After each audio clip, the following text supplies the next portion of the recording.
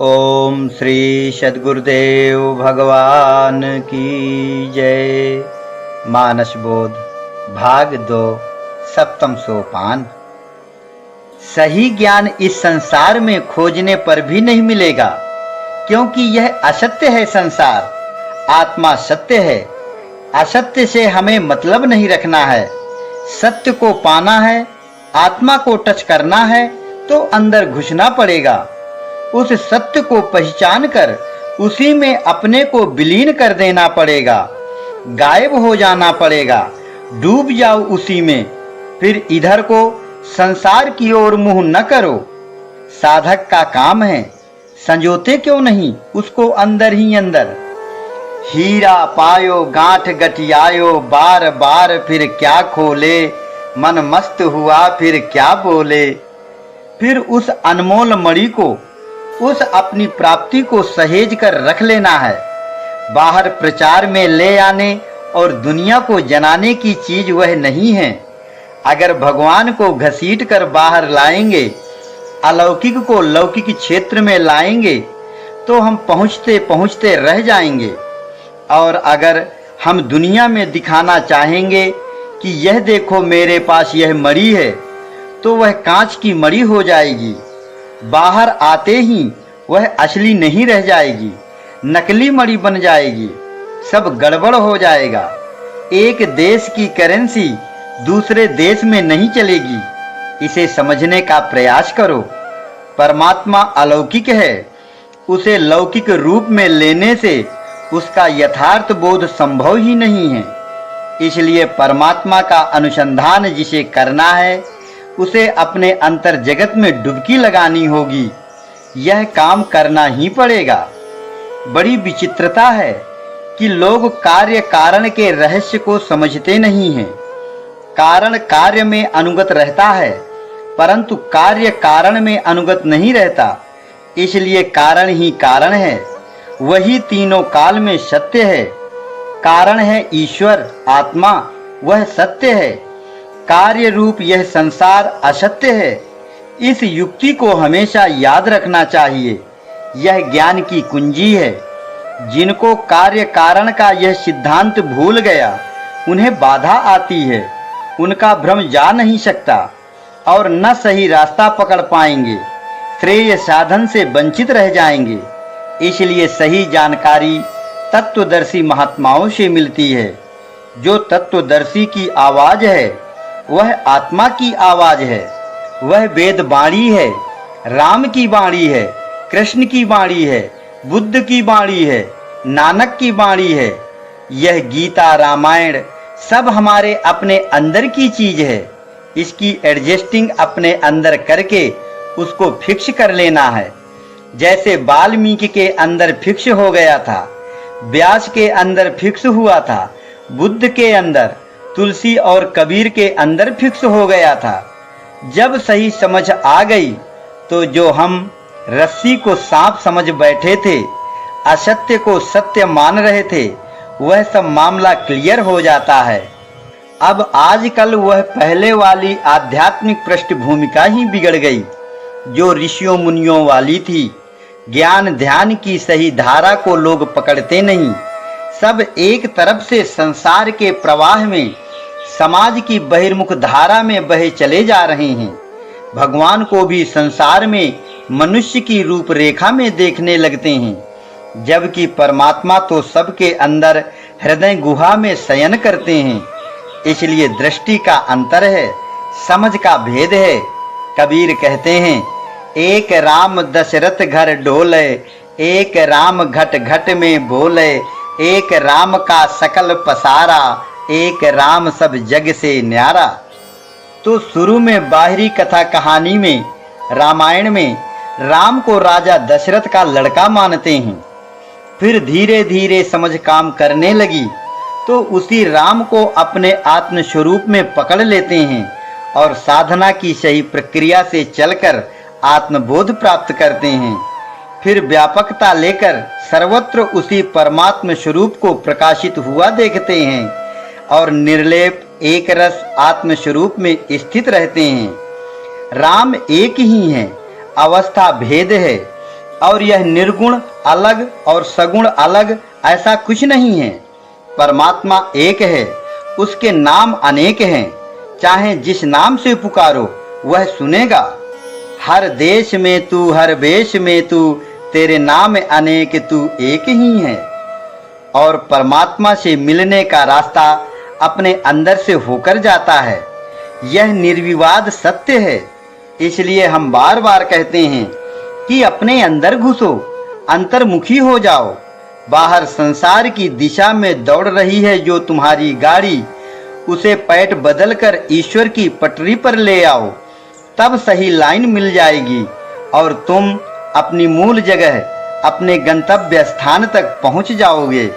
और नहीं तो देखते रह जाओगे, भूलते भटकते ऐसी जगह पर पहुंच जाओगे जहां ठिकाना नहीं मिलेगा।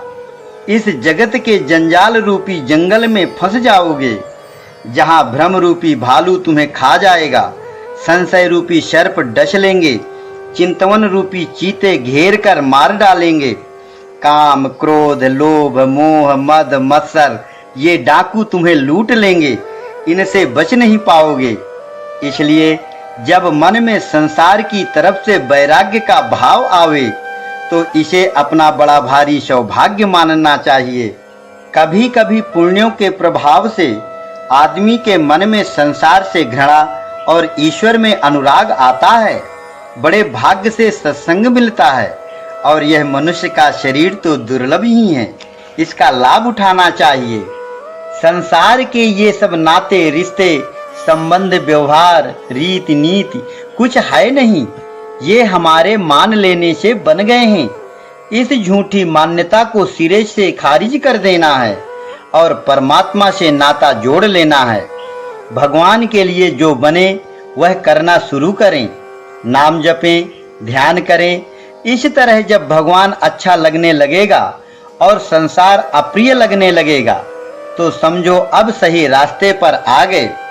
और अगर संसार को ही पकड़े रहे, वही रुचि, वही स्वभाव, वही इच्छाएं, वही क्रियाएं, वही बहिर्मुखता बनी रही तो जन्मते मरते रहो।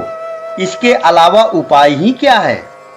संसार के पदार्थ बर्फ हैं और परमात्मा रूपी पानी है। जब आसक्ति रूपी ठंडक बढ़ जाती है मन के अंदर तो वही परमात्मा रूपी पानी बर्फ रूपी संसार में परिणत हो जाता है। लेकिन मूल कारण है पानी और उसी की बर्फ बनी है। तो यह बर्फ कार्य रूप है। कार्य का तीनों काल में अभाव है और कारण तीनों काल में एक रस सत्य है। इसलिए पानी सत्य है और बर्फ असत्य है। असत्य संसार रूप बर्फ को ज्ञान की गर्मी से गलाकर परमात्मा रूप पानी बना लिया जाता है। इतने में है यह सब वेद शास्त्र और गीता रामायण सब अपने ही अंदर से होता है, बाहर कुछ है नहीं। आसक्ति मन में पैदा होती है, यह मन ही मैदानव है। यही आसक्ति रूपी लंका बना देता है। यह काया रूपी जो सोने का किला है, इसमें जीव की आसक्ति जब हो जाती है तो मोह रूपी रावण इसमें राजा बनकर जबरदस्ती बैठ जाता है। यह मन रूपी मैदानव बुद्धि रूपी मंदोदरी को लेकर उस मोह रूपी रावण को सौंप देता है। जब यह बुद्धि मोह के अधीन हो गई तो तमाम दुर्गुण रूपी राक्षस पैदा हो जाते हैं और इस धड़ धरती के अंदर अशांति और आतंक मचा देते हैं। यह जीवात्मा रूपी विभीषण इसी लंका के अंदर मोह के अधीन होकर परबस बन जाता है। परमात्मा का रूप है यह जीवात्मा, लेकिन इन काम क्रोध लोभ मोह को अपना परिवार मान लेता है। दांतों के बीच में जैसे जीभ रहती है, इस तरह से परबस पड़ा रहता है, फिर भी राम राम जपता रहता है, अपने सत्य स्वरूप को स्मरण करता रहता है। यह दशा हर आदमी की हो रही है और जब किसी के अंदर ग्लानि आती है कि यह मेरी क्या हालत हो गई है, पूर्व के पुण्य अगर हैं तो अकुलाहट आती है अंदर। यही है कि अतिशय देख धर्म कै ग्लानि, परम सभीत धरा अकुलानी। तो जब इंद्रियों के देवता विषय रूपी जहर पीते पीते त्राही त्राही करने लगते हैं और भगवान सुन लेते हैं तो रूप बदलने लगता है। आसक्ति रूपी ठंडी से यह जो मोहमय संसार हमारे अंदर बन गया है, इसे ज्ञान की गर्मी से गलाना है तो यह मन बदलकर दशरथ का रूप ले लेगा। पहले दशों इंद्रियों से विषय भोग करता था तो दशानन कहलाता था। अब ये इंद्रियां भगवान के अर्थ में लग गईं तो दशरथ का रूप आ गया। भक्ति कौशल्या, कर्तव्य कैकेयी और सुमति सुमित्रा मिल गई तो ज्ञान रूपी राम और उसके अंग विवेक रूपी लक्ष्मण, भाव भरत और सत्संग रूपी शत्रुघ्न ये सब आ गए। धीरे धीरे यह प्रक्रिया आगे बढ़ती चली जाती है और यह रामायण तब पूरी हो जाती है जब इस मोह रूपी रावण को दल बल के सहित विनष्ट कर दिया जाता है। इस जीव रूपी विभीषण को राजा बना दिया जाता है, परबस से स्वबस हो जाता है, ईश्वर का रूप ले लेता है। ज्ञान रूप में राम यह काम करता है। उस ज्ञान के आवेश से मोहमय संसार का अंत हो जाता है। इतनी कुल कहानी है। इसी को हम कह देते हैं कि ज्ञान की गर्मी से आसक्ति रूपी ठंडक को हटा दो और इस बर्फ रूपी संसार को गला डालो। परमात्मा रूपी पानी कहीं गया नहीं, वही तो है और है क्या। एक रस अखंड आत्मानुभूति में सुरति लीन हो गई तो समझो राजगद्दी मिल गई। इस तरह से यह रामायण महाभारत सब आध्यात्मिक साधना के प्रतीकात्मक उपाख्यान हैं।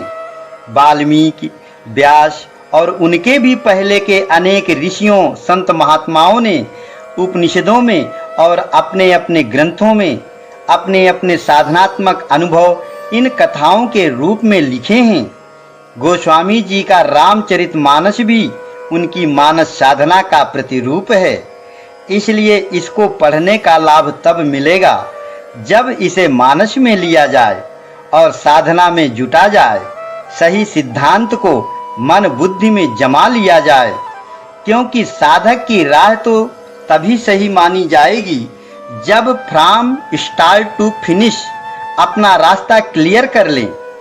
तब चलने में सुविधा रहेगी, भटकने की संभावना कम रहेगी। अगर बिना सही जानकारी के भक्ति करोगे तो नियम विरुद्ध हो गया। कहते हैं जाने बिनु न होय परतीति, बिनु परतीत होय नहीं प्रीति। मतलब कि बिना ज्ञान के भक्ति नहीं होती। और अगर ऐसे करोगे जैसे आजकल लोग करते हैं कि रामायण का रोज पाठ कर लिए, मंदिर में धूप दीप कर दिए और मन ज्यों का त्यों रहा, जैसे का तैसा लोभ मोह में रहा, तो इसे भक्ति नहीं कहते। भक्ति का मतलब है कि भगवान में प्रेम हो जाए, संसार की आसक्ति छूट जाए। खगपति राम कथा मय बरनी, स्वमति विलास त्रास दुख हरनी। विरति विवेक भगति दृढ़ करनी, मोह नदी कहूँ सुंदर तरनी। अब जब राम का राज्याभिषेक हो गया, परमात्मा को हमेशा के लिए सूरति रूपी सिंहासन पर बैठा लिया गया, एक रसता आ गई, सर्वत्र एक रस व्याप्त अनंत अखंड परमात्मा में स्थिति मिल गई, तो साधना शेष हो गई। अब यहाँ से राम कथा पूरी हो गई। अब राम राज्य हो गया। साधक के अंतःकरण में आत्मा का प्रकाश आ गया। अब काम पूरा हुआ। अब उसका नाम काम सब दूसरे हो जाएंगे। उसे महात्मा कहो, संत कहो, राजा कहो, भगवान कहो, सब ठीक है। वेदों ने स्तुति किया, इसका मतलब है कि यही वह अवस्था है जो वेदों में मोक्ष पद, ब्रह्म पद आदि अनेक नामों से वर्णन की गई है। स्तुति का मतलब है कि यह वेद वाणी द्वारा प्रमाणित किया जा रहा है। शंकर जी ने स्तुति किया। संत को शंकर कहते हैं। संतों के द्वारा जिस परमात्म पद को मान्यता दी गई है वह यही अवस्था है। यह अंतिम लक्ष्य की प्राप्ति है। अंतिम सत्य यही है। यहाँ पहुँचने के बाद रामायण पूरी हुई। इसलिए गोस्वामी जी कागभूषुंड के मुंह से कहला देते हैं कि हे गरुण, मैंने पूरी राम कथा तुम्हें सुना दिया। परिणाम आ जाने के बाद अब राम कथा रूपी साधन प्रक्रिया समाप्त हो गई। अब राम राज्य हो गया। राम राज्य का मतलब प्राप्ति वाले संत महापुरुषों की रहनी, उनकी आंतरिक स्थिति कैसी होती है उसका निरूपण किया जाएगा। शुरू से आखिर तक की साधना प्रक्रिया को राम कथा के रूप में यहाँ तक बता दिया गया और अब वह कोर्स पूरा हुआ। यह साधना रूपी राम कथा क्या परिणाम देती है? पहले अनुराग, वैराग्य, विवेक को दृढ़ करती है और इनकी सहायता से मोह को नष्ट कर देती है। इसलिए साधना वही मानी जाएगी कि हमारे मन से संसार की मोहा शक्ति निकल जाए। तब यह जीवात्मा विभीषण परमात्मा की शरण में जाकर मुक्त हो जाता है। अनुज राज संपत्ति वैदेही, देह गेह परिवार सनेही, सब मम प्रिय नहीं तुम्हि समाना, मृषा न कहूँ मोर यह बाना, सबके प्रिय सेवक यह नीति, मोरे अधिक दास पर प्रीति, अब ग्रह जाहु सखा मम, भजहु मोहि दृढ़ नेम, सदा सर्वगत सर्वहित, जानि करहु अति प्रेम। साधक पहले अविद्या जनित दुर्गुणों से ग्रस्त रहता है। उसका अंतःकरण काम, क्रोध, लोभ, मोह से आच्छादित रहता है। फिर जब साधन करने लगता है तो सद्गुणों का संग्रह करता है। यह सब वानरी सेना खड़ी करता है और उसके प्रभाव से उस अविद्याकृत विजातीय समूह का विनाश कर डालता है। तो जब सद्गुणों द्वारा दुर्गुणों का विनाश हो जाता है तब यह परम उत्सव उस समय होता है जब साधना का अंत आ जाता है।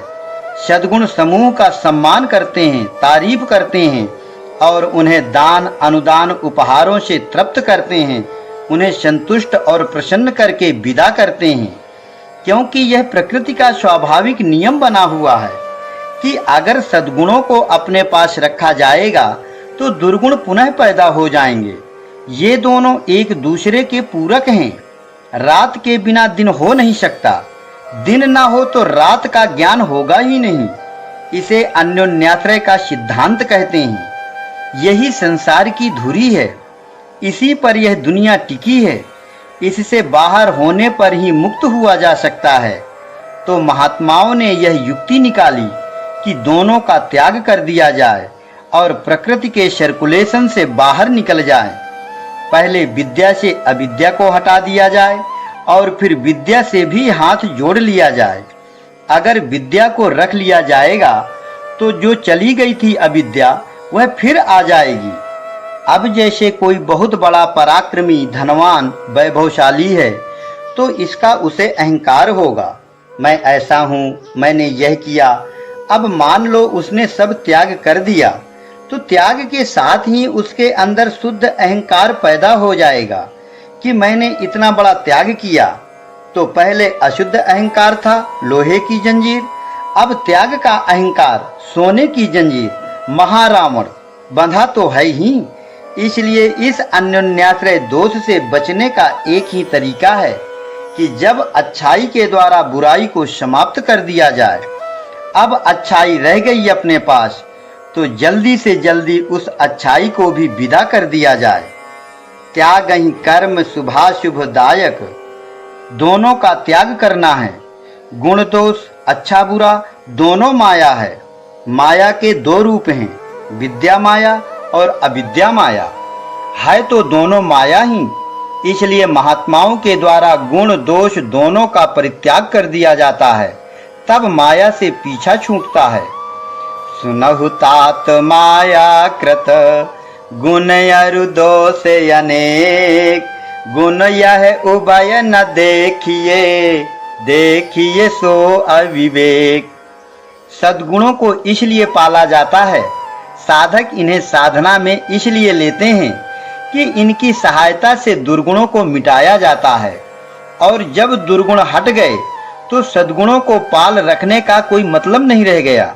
अगर इनमें आसक्ति हो गई तो यह बंधन बन जाएगी।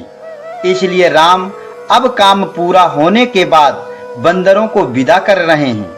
कोई बंदर जाना नहीं चाहता, लेकिन राम उन्हें आग्रह पूर्वक विदा कर देते हैं। अंगद ने बहुत विनय किया। अनुराग है अंगद, साधना में इसका बहुत बड़ा महत्व है। साधना पूरी होने पर उसे भी अपने पास नहीं रखते हैं। अंगद को भी विदा कर दिया। तो साधक जब तक साधना रत रहता है तब तक उसके लिए सद्गुण सद्गुण हैं और दुर्गुण दुर्गुण हैं। जब साधना पूरी हो गई और स्वरूप में स्थित हो गया तो अभेद हो जाता है, समत्व आ जाता है। महात्मा की यह पहचान है। सम मान निरादर आदर ही, नहीं राग न रोष न मान मदा, तिनके सम वैभव वा विपदा। उसके लिए अच्छा बुरा, सुख दुख, निंदा स्तुति दोनों समान हैं। यह अवस्था ही परम पद या परमात्म पद कहलाती है। भगवान का इसे धाम भी कहते हैं। इसलिए समत्व में स्थिति प्राप्त संत महापुरुष को भगवान कहा जाता है। जान्यहु संत अनंत समाना, संत भगवंत अंतर निरंतर नहीं। क्योंकि भगवान के यहाँ बुरा भला सब बराबर है। देखते हो, जो भी राक्षस मरता गया भगवान उसे अपना धाम दे देते हैं। निश्चर अधम मलाकर, ताहि दीन निज धाम। तो मलाकर हो चाहे गुणाकर हो, भोगी हो चाहे योगी हो, भगवान एक ऐसी जगह का नाम है जहाँ ये सब समाहित हो जाते हैं। और जो ये विष्णु भगवान देवताओं की तरफ से खड़े रहते हैं, ये सत्य पक्षधर हैं। यह उससे पहले की श्रेणी का है। भगवान की 3 कोटियां हैं। लोअर स्तर में उसे जीवात्मा कहते हैं। जीवात्मा अविद्या क्षेत्र में रहता है। फिर हायर स्तर पर जब अविद्या से छूटकर विद्या के क्षेत्र में पहुंच जाता है तब उसे ईश्वर आत्मा कहते हैं। यह ईश्वर आत्मा ही विष्णु है और विद्या अविद्या दोनों से परे निर्लेप एक रस स्थिति में वह परमात्मा कहा जाता है। भगवान वही एक, अलग अलग अवस्थाएं हैं, उसकी ये उपाधियां हैं। परमात्मा से अतिरिक्त कुछ है नहीं, वही सर्वत्र परिपूर्ण है। उसमें अभेद रहता है। सर्वम खलु इदम ब्रह्म एकमेवा द्वितीयम, ऐसा है। इसलिए वही सब जाएंगे, उससे बाहर जा नहीं सकते। चाहे जो जैसा हो उसी में रहेगा, ऐसा मतलब है इसका। उसमें छोड़ना ग्रहण करना ये क्रियाएं नहीं होती। यह तो नाटक बाहरी दुनिया के ढंग से बना दिया गया है। वह परमात्मा तो निष्क्रिय है, हलन चलन से रहित, निष्पंद, स्तंभवत, एक रस, सर्वत्र परिपूर्ण है। वह सब में होते हुए भी सबसे अलग है, सब कुछ करते हुए भी कुछ नहीं करता है। व्यापक व्याप्य अखंड अनंता, अनुभव गम्य भजहि जहि संता। उसे वाणी का विषय नहीं बनाया जा सकता, अनुभव किया जा सकता है। इसलिए वेद उसके विषय में नेति नेति कहते हैं। सद ग्रंथ उसे ज्ञान गिरा गोतीतम बताते हैं। शास्त्र उसे अनिर्वचनीय कहते हैं। वह राम की स्थिति है। अब वहां अच्छाई बुराई कुछ नहीं रहेगी। ऐसा यह प्रसंग साधना की अंतिम अवस्था का है। 7वीं भूमिका तुर्यगा में साधक को अपने लक्ष्य की प्राप्ति होती है, परिणाम मिल जाता है। साधना अब यहाँ से समाप्त होती है। 7वां कांड, 7वीं भूमिका, यह अंतिम है। परमात्मा को सिंहासन दे दिया और अपने को जो कुछ मिला अर्पण किया गया, समर्पण किया गया। राम परमात्मा के हाथ में शासन सौंप दिया गया। अब सद्गुण समूह का भी त्याग करके असंग हो गए। निर्लेप आकाशवत रहनी मिल गई। ओम श्री सद्गुरुदेव भगवान की जय।